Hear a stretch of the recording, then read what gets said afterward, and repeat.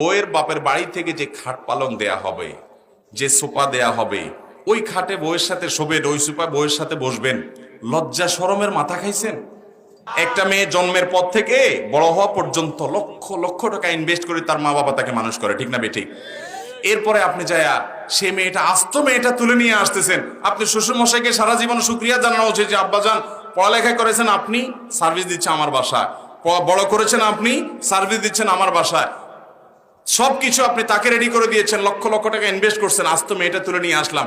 সারা জীবন শ্বশুরের কাছে আপনি অবনত থাকবেন, সেটা না করে উল্টা বরং শ্বশুর বলতেছেন মেয়ে দিচ্ছেন, ভালো কথার সাথে খাট পালাঙ্গ দেন। এটার চাইতে বড় জুলুম আরেকটা হতে পারে? এই যৌতুকের অভিশাপ থেকে আমরা আমাদের দেশটাকে মুক্ত দেব তো ইনশাআল্লাহ?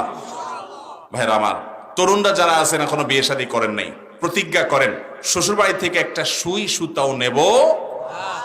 প্রতিজ্ঞা করবেন তো ইনশাআল্লাহ? যে সমস্ত যুবকরা এখনো বিয়ে করেন নাই, প্রতিজ্ঞা করেছেন, হাত তোলেন দেখি। আল্লাহ রাব্বুল আলামিন যুবকদেরকে যৌতুক মুক্ত বিয়ে করার তৌফিক দান করুন।